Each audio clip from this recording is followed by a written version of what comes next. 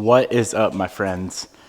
Today we're going to be taking a little step back away from the EM1. I know we haven't really been working on this car for all that long, but we are waiting on some parts to go ahead and get this motor back together.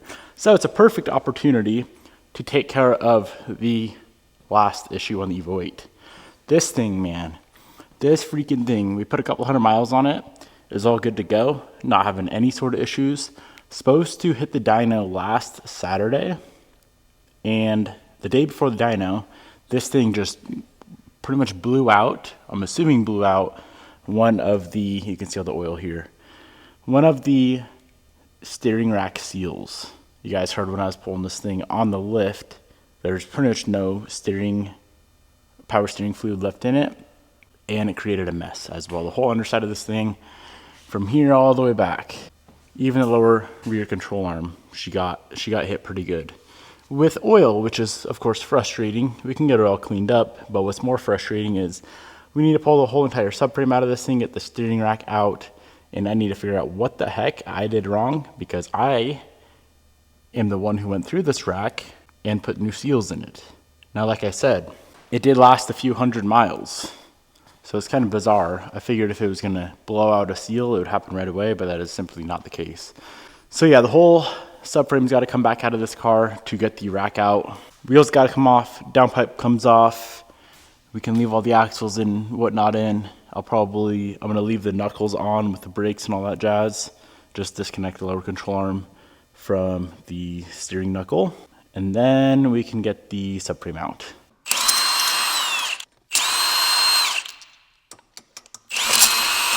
It's pretty disturbing how rusty brand new rotors get. A couple hundred miles, I didn't coat the hub section. I usually do, but I didn't on this car. And yeah, they are destroyed. Now, thankfully, to remove the subframe on an Evo 8, it's very, very easy. I disconnected the tie rods, one motor mount up top. We have that lower cross member there. Downpipe had to come off. And now we have a nut there, a bolt there on each side, and the subframe comes out.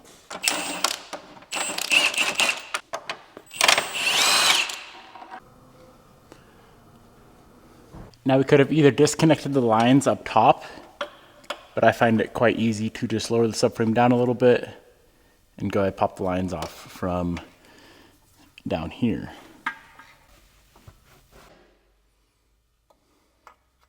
Good news and bad news. Let's start with the bad news. It's a part that's broken that we do not have here at the shop.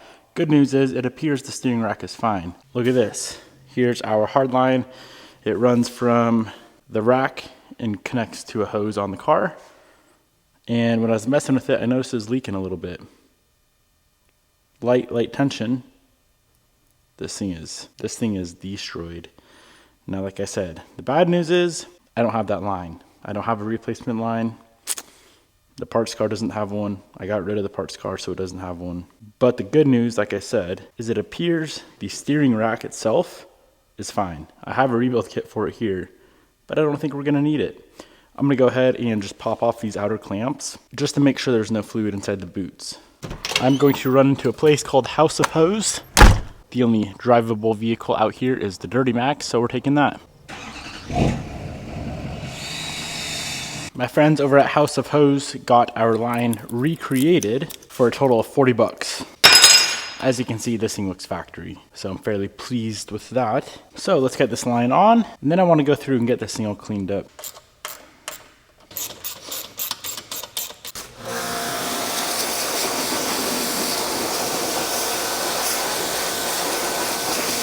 All right, this thing's all cleaned up. Makes for a nice and quick, easy day when it's not a serious issue like you think it is. Rarely does that happen. This is a rare experience when working on cars. If anything, it's the opposite. It'll be worse than expected.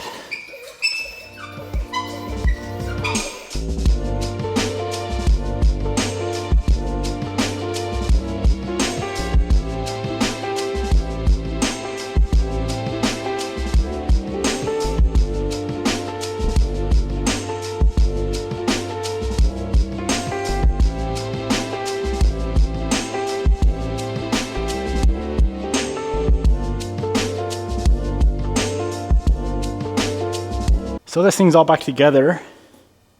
Let's go ahead, toss in our ATF, which is what you use for power steering fluid if you don't have the OEM Mitsubishi power steering fluid, which I don't. I use ATF. This stuff right here. You need to get the ATF that is recommended for Dexron, whatever that means.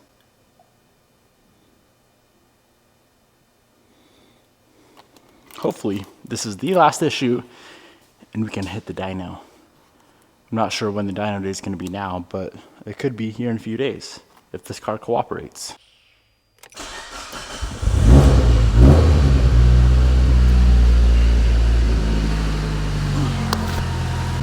All right, what fell? What fell? Oh no.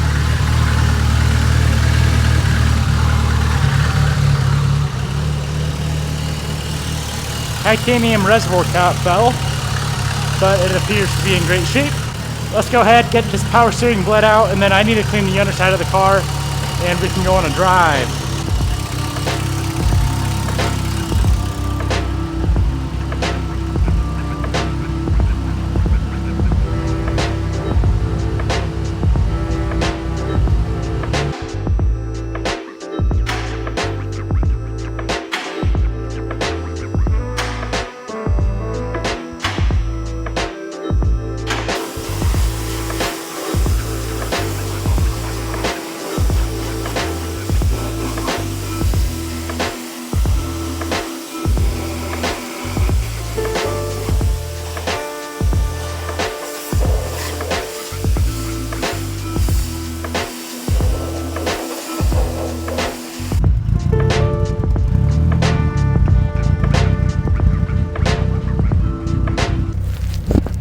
Best time of the video, best time of the day, going on a test drive and making sure all your work is appropriate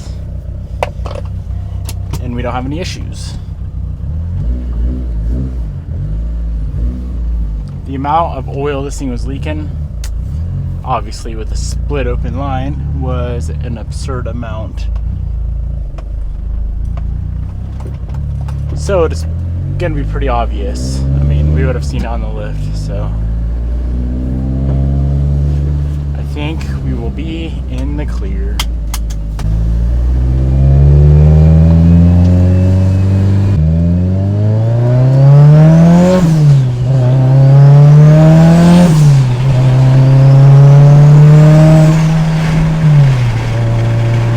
We're up to 154.1 miles on this new engine now. Not on the car rebuild, that's probably 300, 400 miles. But after the motor blew up, after like 100 miles, we built it again, 154.3 miles. Not bad. Not bad at all. It's enough mileage to get it on the dyno, but obviously I don't want to have any more issues. Like if this power steering line would have randomly just burst on the dyno and covered Josh's dyno in ATF, that would have been pretty upsetting. So little things like that. I know like the drivetrain and all that stuff should be good to go. There's nothing weird going on there. Should be in the clear. Obviously I wasn't expecting a broken power steering line. It almost looked like it just got corroded underneath that protectant. I don't know if a bunch of water was sitting in there for a very, very long time. Maybe possibly when this car was sitting outside for 38 years outside of the shop. That could happen then. And then just when I rebuilt the car, obviously you mess with the lines, and I could have tweaked it, and then the vibration of driving it finished it off. Should be good now. I'm excited. I'm excited to get this old girl on the dyno.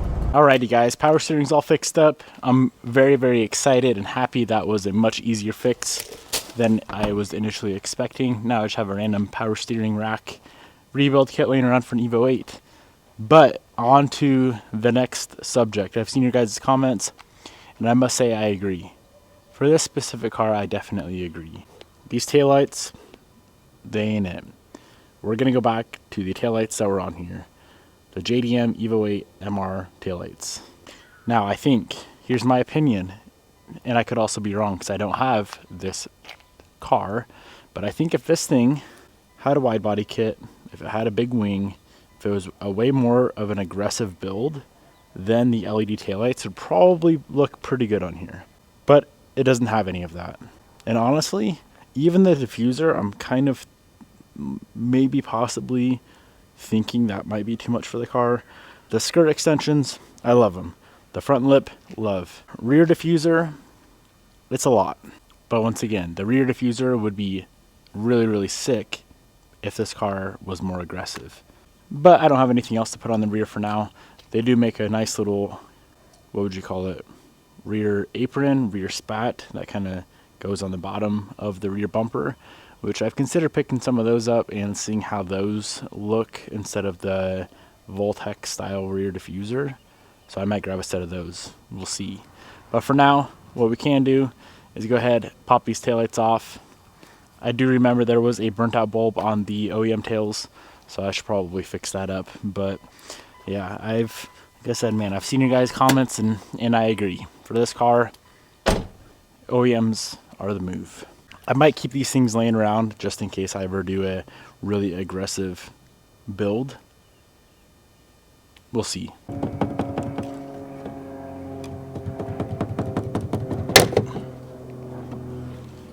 I don't remember which taillight was, must have been that side that had a burnt out bulb on it. There we go. There we go. OEMs. This is the Jimmy with the burnt out bulb. I don't know if I have one laying around here. What in the heck? Why does it look like that? Y'all ever seen a bulb look like that before? And it just fell apart. Nice. And she works like she should.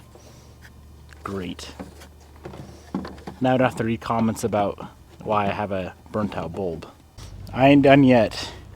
These guys right here, our side fender blinker, side marker fender blinker guy. I thought the smoked would be cool, but once again I was wrong. What's going to be cool are these guys. So Evo 8 US factory is clear, but from a US dealer you can actually order the JDM ones, which are amber. I know a lot of people aren't a fan of amber stuff, but man, oh man, I am. That is extremely JDM. Here's a full look. Here's the front, JDM headlights, JDM side, JDM rear. That completes the look. That's it. I like that. I really need to get this thing dropped off for window tint. One of the windows, I know we just put a new back window in, which I'm very excited to get this thing tinted with no hole. This window right... We lost a freaking window visor. This window, I put a little scratch in it right there. So before this gets tinted, I do want to get that replaced. But yeah, that's a bit annoying. I'm going to order the OEM Mitsubishi ones because I know they have like a little clip just in case your double side tape fails.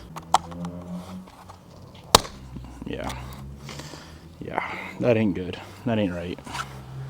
That's a bit bummy. Now I just did this mod on Gary, the 19 STI, the gray one, series gray, and I freaking liked it so much, loved him so much that I got to do it on this car real quick. Some nice bright LED license plate lights, not just the bulb, but a full replacement light. Let's do a side by side. So there's OEM.